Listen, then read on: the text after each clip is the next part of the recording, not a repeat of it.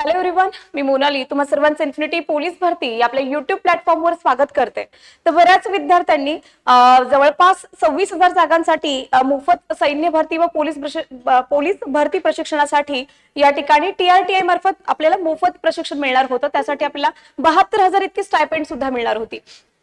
तर यामध्ये बऱ्याच मुलांच्या अडचणी अशा आहेत, संस्था विकल्प निवड केलाय, संस्था विकल्प निवड करून झालाय, बऱ्याच जणांना आता संस्था विकल्प निवड करण्यासाठी सुद्धा मेसेज आलेला आहे, मेल आलेला आहे। सो त्या विद्यार्थ्यांनी काय करायचंय किंवा ज्यांच्याकडे आपण म्हणतो काय इन्कम सर्टिफिकेट म्हणजे उत्पन्नाचा दाखला तो किती वर्षाचा असायला हवा, कोणता चालेल कोणता नाही चालणार नसेल तर वगैरे वगैरे, आणि कास्ट व्हॅलिडिटी सर्टिफिकेट वगैरे जे तुमचे प्रश्न आहेत, मला समजलं काय प्रश्न तुमचे आहेत, काय डाऊट आहेत ते सगळे आपण या व्हिडिओमध्ये क्लिअर करतोय। सो तुमचा डाऊट क्लिअर झाल्यानंतर तुमचे जे कोणी फ्रेंड आता डॉक्युमेंट व्हेरिफिकेशनसाठी येणार आहेत त्यांना एकदा या व्हिडिओची लिंक नक्की शेअर कराल, तुमच्यामुळे त्यांचे सुद्धा डाऊट क्लिअर होतील।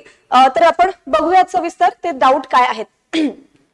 पहिला डाऊट मुलांचा असा आहे की कास्ट व्हॅलिडिटी कंपल्सरी आहे का, कास्ट व्हॅलिडिटी सर्टिफिकेट जे आहे ते कंपल्सरी आहे का?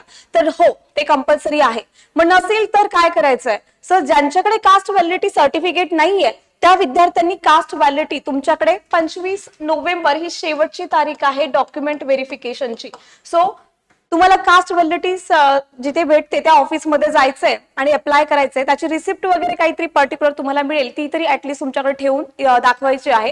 पुढे गेल्यानंतर त्याच्यामधून काही ना काहीतरी सोल्युशन निघेल। पण ज्या विद्यार्थ्यांकडे कास्ट व्हॅलिडिटी सर्टिफिकेट नाही त्यांना या 6 महिन्यांचं प्रशिक्षण आणि स्टायपेंड म्हणजे त्यासाठी स्टॉप होईल। मग तुम्हाला जेव्हा तुम्हाला कास्ट व्हॅलिडिटी सर्टिफिकेट मिळेल त्यानंतरच्या पुढच्या 6 महिन्यांसाठी मग तुमची निवड होईल। ठीक आहे, सो हे जे आहे ते फार महत्वाचं आहे, कास्ट व्हॅलिडिटी सर्टिफिकेट अतिशय महत्वाचं आहे। ठीक आहे, आता बघूया तिथे की इन्कम सर्टिफिकेट किती वर्षाचं हवंय। दुसरा क्वेश्चन आहे मुलांचा, बराच मी एका व्हिडिओमध्ये सांगितलं की 3 इयर्सचा असायला हवा। सो 3 इयर्सचा नसेल तरी चालेल, 1 वर्षाचा पाहिजे, 1 इयर तुम्हाला इथं इन्कम सर्टिफिकेट असायला हवं तुमच्याकडे।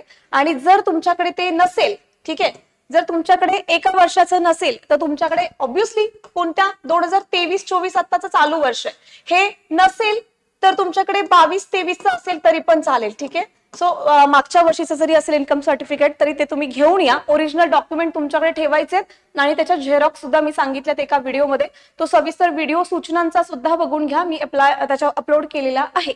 ओके, आता ज्यांना आता संस्था विकल्प निवडण्यासाठी मेल आलाय त्यांनी काय करायचंय? जे विद्यार्थी, कोणत्या विद्यार्थ्यांना मेल आलाय माहितीये?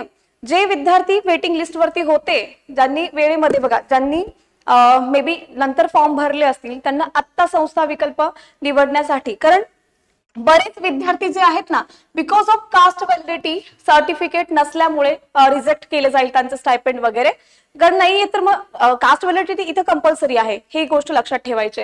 मग अशा विद्यार्थी आता जे काही म्हणजे वेटिंग लिस्टवर होते त्यांना यांनी चान्स दिलेला आहे। ठीक आहे, मग त्या विद्यार्थ्यांनी 1 मिनिट सो त्या विद्यार्थ्यांनी काय करायचंय की तुमच्याकडे संस्था विकल्प निवडीसाठीचा मेल आलाय तर संस्था विकल्प निवडायची आहे। आपल्या इन्फिनिटीला प्रायोरिटी दिली तर त्या इन्फिनिटी मध्ये तुम्हाला व्हेरीफाय एकदा झालं की तुम्हाला नंतर लगेच डॉक्युमेंट व्हेरिफिकेशन साठी यायचं आहे। लक्षात ठेवा, संस्था विकल्प निवडा आणि त्या इन्स्टिट्यूट मध्ये त्या जिल्ह्यामध्ये डॉक्युमेंट व्हेरिफिकेशन साठी लगेचच जा। ठीक आहे, एकदा कॉन्टॅक्ट करून त्यांच्याशी बोला आणि मग तिथे लगेच जा। आता अजून एका विद्यार्थ्याचा असा डाऊट होता की डिप्लोमा झालाय 12वी नाही झाली तर प्रॉब्लेम येईल का? तर याला काही प्रॉब्लेम पर्टिक्युलर नाही। ओके, एक होल्ड गाईज। ओके, तर डिप्लोमा झालाय 12वी नाही झालेली त्यांची, त्या विद्यार्थ्यांनी काय करायचंय? तर इथं डिप्लोमा जो तुमचा आहे 10th नंतरचा डिप्लोमा असतो, बरोबर? ज्या विद्यार्थ्यांनी केलेला असेल तर 10th नंतर डिप्लोमाला ऍडमिशन घेतात। सो 10th इज बघा, 10th नंतरचा डिप्लोमा जो आहे तो इक्विव्हॅलेंट असतो, म्हणजे समान आहे कशाच्या? 12वीच्या। सो त्यामुळे चालेल, काही प्रॉब्लेम नाही येणार या ठिकाणी। आता ती बघा, शेवटचा प्रश्न असा होता की व्हेरीफाईंग साठी SMS येत नाही, मग काय करायचं? ज्या मुलांना व्हेरीफाय साठी SMS आलेला नाही त्यांनी एकदा संस्था विकल्प निवड करताना बघा व्यवस्थित की त्या ठिकाणी तुम्ही मोबाईल नंबर व्यवस्थित टाकलाय का एकदा चेक करा। मोबाईल नंबर चेंज करू शकता तुम्ही त्या ठिकाणी, सो चेंज करून एकदा व्यवस्थित बघा तर तुमचे सगळे डाऊट क्लिअर होतील या ठिकाणी। ओके, डॉक्युमेंट्स सुद्धा मी तुम्हाला मागे सांगितले होते, आता पुन्हा एकदा सांगते की संस्था मध्ये तुम्ही जेव्हा व्हेरीफाय करायला जाताल डॉक्युमेंट व्हेरिफिकेशन साठी जाताल तेव्हा कोणते डॉक्युमेंट हवेत? एक तर आपल्याकडे ब क ड असा फॉर्म आहे, त्याचे पीडीएफ तुम्हाला TRTI मार्फत तिकडून आलेली असते. मग त्याच्यामध्ये क्लिअरली पहिली गोष्ट म्हणजे हे डॉक्युमेंट्स आहेत बघा, त्याच्यामध्ये अर्जाचा नमुना जे काही असेल ते, त्यासाठी पासपोर्ट छायाचित्र 4 प्रती पाहिजे तुमच्या. ठीक आहे, उमेदवाराने जो ऑनलाईन सबमिट केलेला फॉर्म आहे तो, आणि त्याच्या 4 प्रती पासपोर्ट छायाचित्र तुम्हाला पाहिजे. ठीक आहे, आपले फोटोच आहे. ठीक आहे, पासपोर्ट छायाचित्र 4 प्रती पाहिजे. 10वीचं प्रमाणपत्र पाहिजे.